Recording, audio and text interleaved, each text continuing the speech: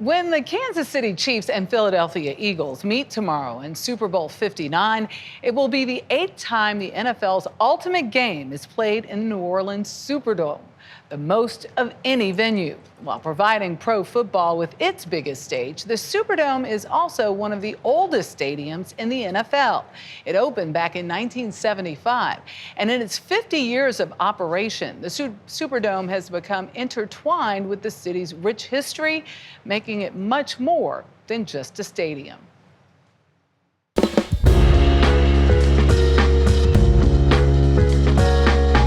For half a century, it's hosted presidential conventions, star-studded concerts, Mardi Gras balls, and more Super Bowls than any other venue.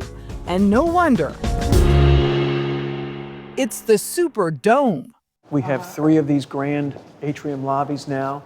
Jazzed up to the tune of a $500 million renovation. What made this renovation very complicated is it had to be done over 4 NFL seasons. Final touches were underway for Super Bowl 59 when we visited last month. The concourses are probably twice as wide as they were before. Doug Thornton has run the Superdome for nearly 30 years. His company manages 6 other NFL stadiums across the country, but none with the impact of this one. It literally put New Orleans on the map immediately when it was built as a sports destination and a convention destination. And all the hotels, the leisure travel that we have today that has been created was a result of this building being placed in the location that it is today. Would you say from its start, the Superdome saved downtown New Orleans? Oh, absolutely. There's no question about it. Clancy Dubose was a cub reporter for the Times-Picayune when ground broke on the $165 million project in 1971. Back then, this was all scrappy, crappy railroad yards, probably stockyards, but all of these buildings, other than City Hall, every tall building you see would not be here without the Superdome. Transforming the landscape of a racially divided town dependent on the oil and gas industry was the brainchild of Saints owner Dave Dixon and Louisiana Governor John McKithen. He said, we're going to do this, and he put his political capital on the line and got it done. Wow. He apparently, the story goes, went over to Houston and went inside the Astrodome, and well, they were calling it the 8th wonder of the world. So when he decided to get behind the Superdome, he says, I want to be able to put that little Astrodome inside of this one. This was going to be a super dome. And the name stuck. It opened as the largest indoor stadium in the world, priming the pump for economic growth and opportunity. Entrepreneur Don Hubbard worked to make both available to the whole community. At 10 cents a share, you could buy shares and stocks into the Dome Stadium operation, which was Superdome Services, called SSI. Superdome Services hoped for a stake in the construction process, but when the state offered them a contract... Well, then they asked the question, can you sweep? Can we sweep? Here we go. Their offer, staff and manage every service in the building, with the exception of the lucrative concessions. SSI directly employed 1,400 people across the racial spectrum, generating business for thousands more in a city with a 70% Black population. So basically they said, oh, you can have all of this, but you got to be able to handle it. You got to be able to do it. And you did the job?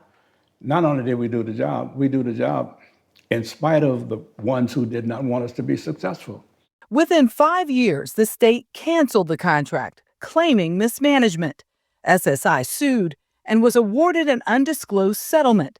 But Hubbard returned in 1978, promoting one of the biggest gets in Superdome history, the rematch between Muhammad Ali and Leon Spinks.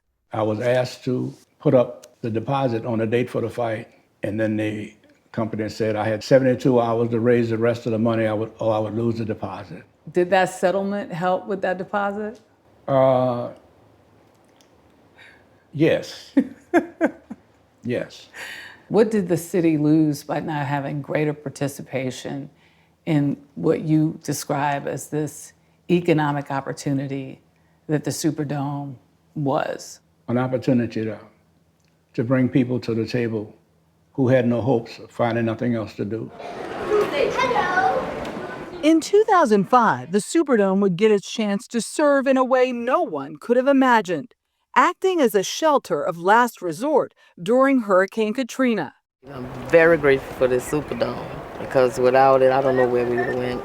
Few felt the city could recover, let alone rebuild the severely damaged stadium. Not to mention, keeping a team whose owner threatened to take it elsewhere. Suddenly there was fear, there was anxiety, there was depression. It was frightening. Many credit then Commissioner Paul Tagliabue for refusing to allow the franchise to move.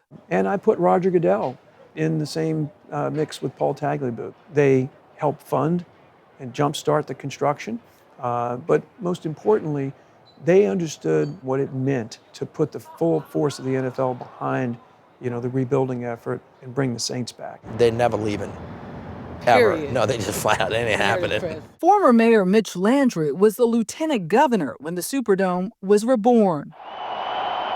That first game in this building was the most electric experience that I have ever had in my life. That was the night that New Orleans knew that we were going to be okay. I mean, we really felt it at that time. I'm actually going to start crying. I know. Because I was like, feeling it too. It was just it was so cathartic. In your 30 years in government, have you seen anything bring people together like a Saints game?